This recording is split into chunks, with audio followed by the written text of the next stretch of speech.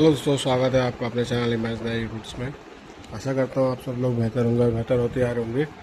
दोस्तों, मैंने जैसे कि आपको पहले ही बताया कि बैसाख महात्म्य क्यों इतना श्रेष्ठ है, क्योंकि बैसाख में आप लगातार देखते जा रहे हैं। कभी आपके सतयुग की शुरुआत में जैसे आपके परशुराम जी का अक्षय तृतीया को जन्म हुआ, उसके बाद आपके गंगा सप्तमी आई, और फिर आपके कल बगलामुखी जयंती थी, और आज सीता नवमी है जो वैशाख नवमी को मनाई जाती है।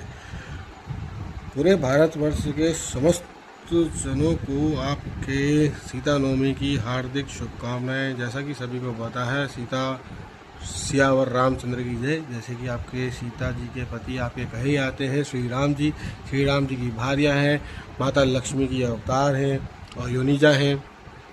और इसी के साथ साथ आपके कई सारे वृत्तांत हैं। अब जो मैं आपको बताने जा रहा हूँ, आज की कथा बहुत इंटरेस्टिंग होने वाली है, और इसको आप बिल्कुल भी कहीं से लेकर कहीं तक छोड़ना मत। बहुत से लोग लास्ट में देखते हैं, बहुत से लोग शुरू में देखते हैं। गलती उन्हीं की है क्योंकि वो सार से निकल जा रहे हैं, और क्या पता मैं जिस समय आप मेरी बात सुन रहे हो उस समय कुछ बकवास में कर रहा हूँ और आप से वो चीज़ें छूट जाएँ जो आपको सुननी चाहिए। तो आइए शुरू करते हैं आज की कथा, माता सीता का प्रकाट। दोस्तों, ये बात काफ़ी समय पहले की है, जिस समय आपके एक रावण अपने मद में उन्मत्त हो रहा था, और उसने एक सती को, जो वेदवती नाम से कही जाती हैं, उनके शील का अपहरण करने की कोशिश करी। तो उन्होंने उसको श्राप दिया कि अब वो अपने देह का त्याग कर रही है, और अन्य समय में, आने वाले समय में त्रेता में तेरा नाश होगा, का कारण बनेंगी, तेरे वंश का नाश कर देंगी। ये एक कथा है जो कही जाती है। और फिर उसके बाद एक प्रसंग ये आता है कि जब आपके त्रेता में, जब रावण आपके ऋषि मुनियों से कर लेता था, तो उस समय एक ऋषि माता सीता के लिए तो नहीं, मतलब माँ लक्ष्मी की जैसी एक पुत्री प्राप्त करना चाहते थे, इसलिए वो एक घड़े में दुग्ध का संचय करते थे।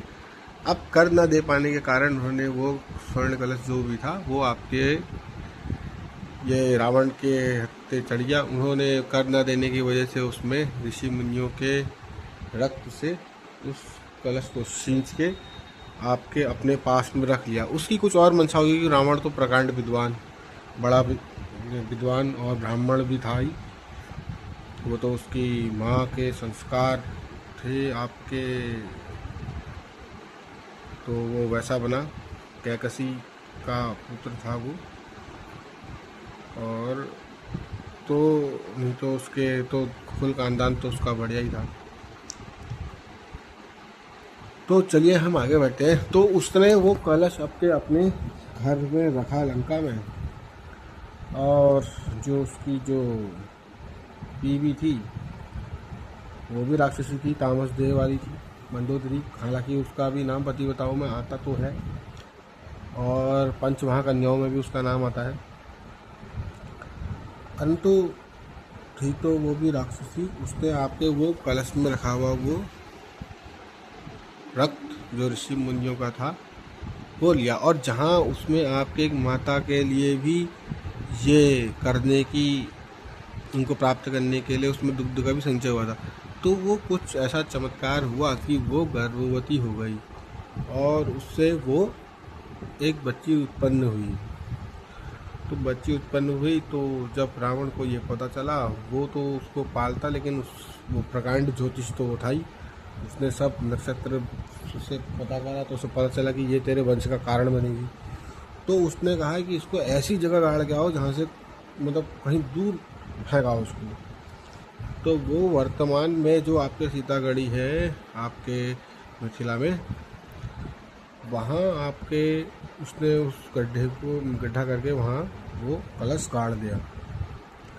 अब उस कलश के गड़ने से एक और चमत्कार हुआ। उस कलश के गड़ने से ऐसा हो गया कि उस पूरे मिथिला में, क्योंकि राजा जनक तो सभी को पता है कि आपके अपने आप में बहुत धर्मवेत्ता थे, और आपके उनके तो वहाँ रोज आए दिन प्रवचन और वो आपस में जो ऋषि मुनियों का संवाद होता है, साक्षात्कार, वो कहते हैं उसको, क्या कहते हैं, हाँ वैसा ही कुछ होता है वो। तो वो जब उनका आपस में चल रहा था, वहाँ चल रहा था, लेकिन उनके समाज में ऐसा भयंकर अकाल पड़ गया, क्योंकि ऋषि मुनियों का रक्त, जहाँ कहते हैं कि आपके किसी ब्राह्मण की, निर्दोष की किसी की हत्या होती है तो वो राज्य का तो पतन ही होता है। अब उन्होंने, किसी ने उनको सुझाया कि, आपके ज्योतिषियों ने उनको सुझाया कि ऐसा है, आप खुद हल चलाएंगे तो बारिश होगी। अब राजा जो जनक थे, राजा जनक ने आपके प्रजा के लिए वो गए और उन्होंने हल चलाना शुरू करा। तो उनका सोने का हल था, उस सोने का हल जैसे ही उन्होंने गाड़ के जैसे ही चलाने की कोशिश करी, वैसे ही वो हल जो है उस कलश से टकरा गया। अब वो जब कलश उन्होंने निकाला, स्वर्ण कलश, तो उन्होंने उस स्वर्ण कलश में देखा तो उसमें एक बच्ची उनको प्राप्त हुई। तभी उनको अयोनिजा कहा जाता है, क्योंकि उन्होंने जन्म नहीं लिया। वो तो साक्षात शक्ति भी, महाशक्ति भी, सर्वशक्ति भी। तो माता लक्ष्मी का अवतार बन के, और जो संस्कृत में आपके जो हल से जैसे हम खोदते हैं तो आपके एक सीधी रेखा जैसी जो बनती है, वो रेखा को सीता बोला जाता है संस्कृत में, मैंने ऐसा पढ़ा है। तो उनका नाम सीता पड़ गया। अब वो सीता होता है, क्या होता है, मैं इसमें विवाद में नहीं पढ़ना चाहता हूँ।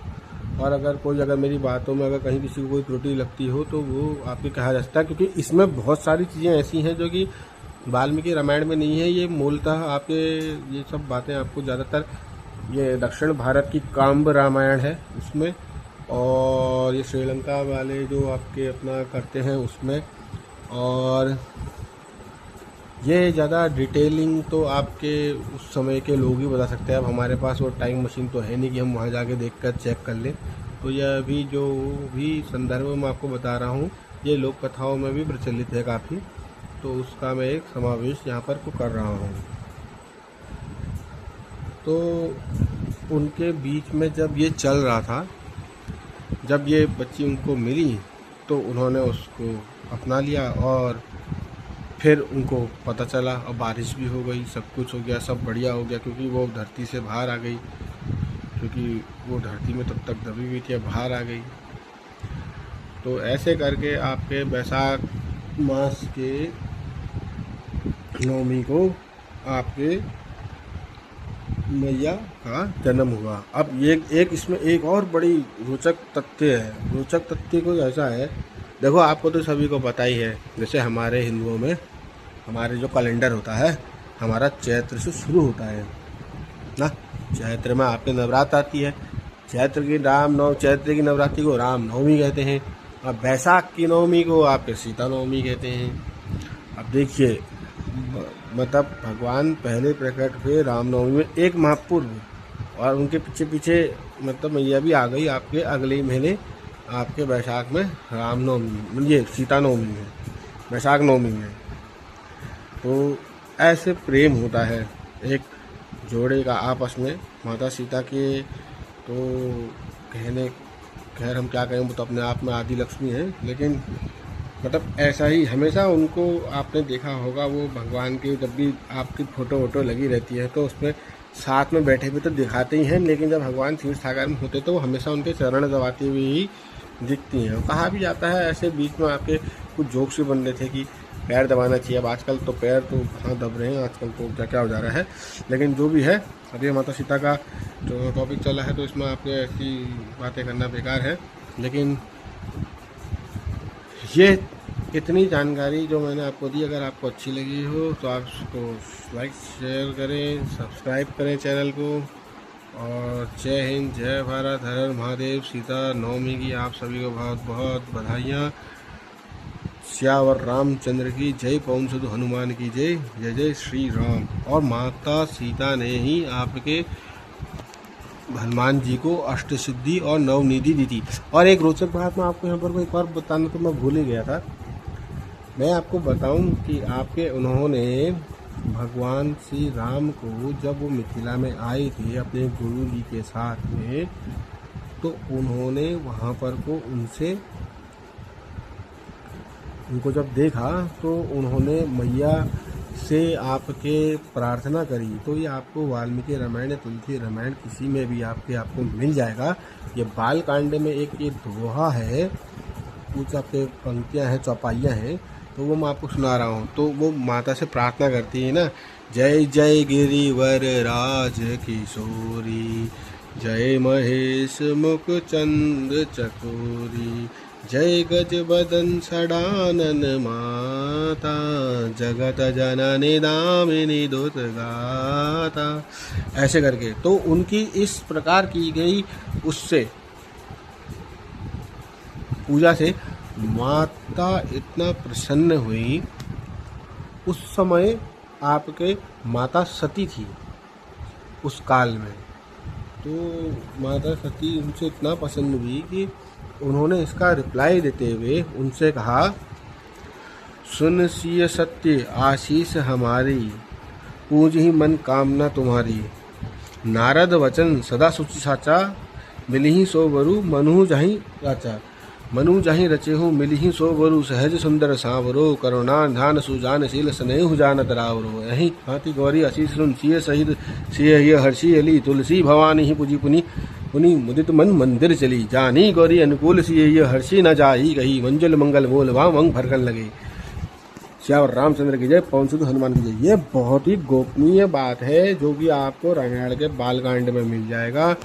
और मेरे को आपको ये बताने का ये है कि देखो, ऐसा है कि अपने हस्बैंड का या अपने पति का या अपनी पत्नी का आदर सम्मान करना चाहिए और अपने देवी देवताओं को पूजना चाहिए। आपकी सारी मनोकामनाएं पूर्ण होंगी। जय श्री राम, जय माता सीता की जय हो, राम दरबार की जय, जय श्री राम, जय जय हो श्यावर रामचंद्र की जय, पवन सुत हनुमान की जय। जय हिंद, जय भारत, हर हर महादेव। और लाइक शेयर एंड सब्सक्राइब जरूर करें प्लीज़। Thank you.